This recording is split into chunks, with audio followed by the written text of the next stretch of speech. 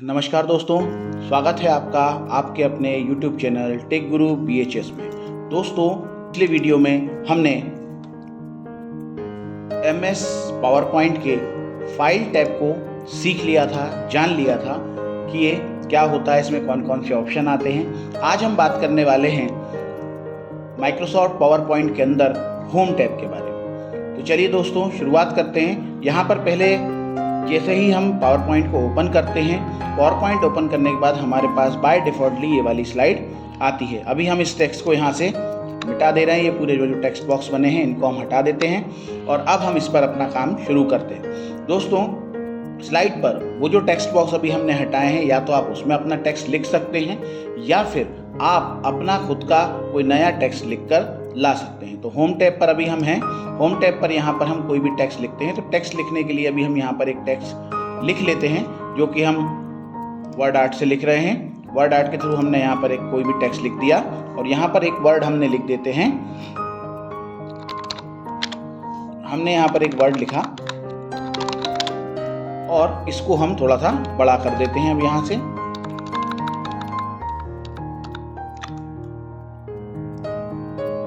इस तरह से हमने हमारा एक टेक्स्ट यहाँ पर लिखा है। अब होम टैब पर आने के बाद दोस्तों, यहाँ पर जैसे ही हम देखते हैं, अभी हमारे कई सारे ऑप्शंस जो हैं वो हाइड हैं, हिडन हैं। क्यों? क्योंकि हमारा कोई टेक्स्ट जो है वो सिलेक्ट नहीं है। अब जैसे ही हमने इस टेक्स्ट पर क्लिक किया तो देखिए हमारे सारे ऑप्शन जो हैं वो आ गए हैं।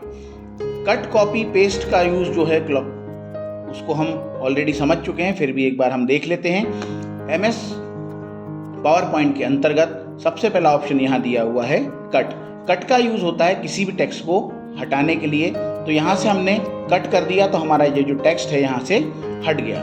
अब इसके बाद हमें इसे वापस लाना है, तो हम यहाँ पर पेस्ट कर देंगे और पेस्ट जैसे ही हम इसको करेंगे हमारा जो टेक्स्ट है वो वापस आ जाएगा। इसी तरह से इस टेक्स्ट को हम दोबारा सिलेक्ट करते हैं। सिलेक्ट करने के बाद हम यहाँ पर आएंगे और यहाँ पर दिया हुआ है कॉपी। अब हम इसको कॉपी करते हैं तो ये देखिए टेक्स्ट यहाँ पर कॉपी हो गया है और इसे अब हम कहीं पर भी पेस्ट कर सकते हैं। तो जैसे ही हम यहाँ पर पेस्ट पर जाकर दोबारा से इसको पेस्ट करेंगे, ये टेक्स्ट देखिए हमारे सामने दोबारा से यहाँ पर आ गया है। अब इस टेक्स्ट को हम थोड़ा सा अरेंज कर देते हैं और ये टेक्स्ट उठाकर थोड़ा सा यहाँ रख देते हैं मित्रों। तो कुछ इस तरह से हमारा ये टेक्स्ट कट, कॉपी और पेस्ट हो जाता है। अब बात करते हैं फॉर्मेट पेंटर की। फॉर्मेट पेंटर का यूज़ होता है कि यहाँ पर जैसे हमने कोई टेक्स्ट लिखा है और यहाँ पर हमने इस टेक्स्ट की कोई भी फॉर्मेटिंग की है, जैसे कि उसका कोई फॉन्ट बदला है, कोई साइज़ बदला है, कलर बदला है, कुछ भी किया है, तो उसका यूज़ कैसे होगा उसके लिए हम थोड़ा सा इस फॉन्ट को छोटा कर देते हैं। इसका फॉन्ट साइज़ थोड़ा सा हम पहले छोटा करते हैं और अब इसको हम यहाँ से अरेंज करते हैं। अब इसके बाद जैसे ही हम यहाँ पर इस टेक्स्ट को सिलेक्ट करेंगे, सिलेक्ट करने के बाद इसका कोई फॉन्ट वगैरह हम यहाँ से चेंज करते हैं। जैसे कि हमने यहाँ से इसका फॉन्ट यहाँ से चेंज कर दिया, इसके कलर को हमने चेंज कर दिया, रेड कलर कर दिया और इसके बाद इसको थोड़ा सा बोल्ड कर दिया। तो ये फॉर्मेटिंग हमने दोस्तों यहाँ पर की है। अब ये जो फॉर्मेटिंग हमने टेक्स्ट की, अब हमें कोई दूसरा टेक्स्ट यहाँ पर लिखना है, तो हम यहाँ पर टेक्स्ट बॉक्स ले लेते हैं और टेक्स्ट बॉक्स लेकर हम इसको यहाँ पर लिखते हैं। हमने यहाँ पर टेक्स्ट बॉक्स ले लिया और हम यहाँ पर अब कोई टेक्स्ट लिख रहे हैं। जैसे हमने फिर से यहाँ पर लिख दिया, एक नया दूसरा वर्ड हम लिख देते हैं। जैसे हमने अमेरिका लिख दिया यहाँ पर। अब हमारी ये जो फॉर्मेटिंग है इसको हमने यहाँ पर सिलेक्ट किया और फॉर्मेट पेंटर पर क्लिक करते हैं। फॉर्मेट पेंटर पर क्लिक करते ही हमारा ये जो टेक्स्ट है ये कॉपी हो गया है और देखिए आपका जो माउस पॉइंटर हमारा दिख रहा है उसके बगल में आपको एक ब्रश बना हुआ दिख रहा है, जिस ब्रश को आप जैसे ही इस टेक्स्ट के ऊपर ले जाकर और सिलेक्ट करके और छोड़ देंगे तो आपका वो टेक्स्ट पूरा का पूरा सेम उसी फॉर्मेटिंग में आ जाएगा जिस फॉर्मेटिंग में आपका ऊपर वाला टेक्स्ट था। दोस्तों, ये देखिए मित्रों, आपका वो टेक्स्ट सेम उसी फॉर्मेटिंग में आ गया है जिस फॉर्मेटिंग में हमने ऊपर वाला टेक्स्ट लिखा हुआ था। आइए बात करते हैं अगले ऑप्शंस की। अगला ऑप्शन जो है वो है हमारा स्लाइड्स ग्रुप है। स्लाइड्स ग्रुप में यहाँ पर कई सारे ऑप्शन दिए, जैसे कि न्यू स्लाइड। न्यू स्लाइड पर जब आप क्लिक करते हैं तो यहाँ पर आपको कई सारे स्लाइड के लेआउट्स मिल जाते हैं। इनमें से जो भी आपको लेना है आप वो यहाँ से ले सकते हैं। थीम जैसे हम ब्लैंक ले रहे हैं तो हमने यहाँ पर ब्लैंक किया, तो ये देखिए एक नई स्लाइड हमारे प्रेजेंटेशन में जुड़ गई है। इसी तरह यहाँ पर और भी कई ऑप्शन, जैसे डुप्लीकेट स्लाइड। अगर आप डुप्लीकेट करना चाहते हैं, मान लीजिए इस स्लाइड का आप डुप्लीकेट करना चाहते हैं, तो आप यहाँ जाइए, डुप्लीकेट सिलेक्टेड स्लाइड पर आप क्लिक कर देंगे तो इसकी एक और डुप्लीकेट यहाँ बन जाएगी।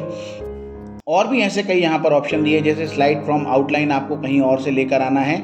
और रीयूज स्लाइड का मतलब है कि आप इस स्लाइड को रीयूज कर सकते हैं, अलग तरह से आप इसको दोबारा से उपयोग कर सकते हैं, इसमें किसी चीज को जोड़ सकते हैं। इसको भी हम समझेंगे दोस्तों।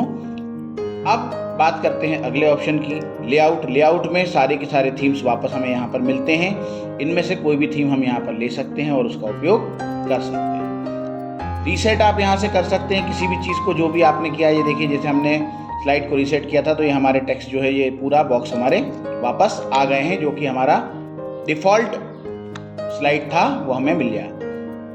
तो दोस्तों, आपको ये जानकारी कैसी लगी? अगर ये आपके यूज़फुल है तो हमें कमेंट कर ज़रूर बताइएगा। आपको अगर हमारे वीडियो पसंद आ रहे हैं तो हमारे वीडियो को लाइक कीजिए, शेयर कीजिए और हाँ, चैनल को सब्सक्राइब ज़रूर कर लीजिएगा। दोस्तों, हम पूरी मेहनत करते हैं आपके लिए अच्छे और डिटेल्ड वीडियो बनाने की। आपका एक छोटा सा लाइक, एक छोटा सा सब्सक्राइब हमें मोटिवेट करता है और भी बहुत अच्छे वीडियो बनाने के लिए। तो मिलते हैं अगले वीडियो में, तब तक के लिए नमस्कार।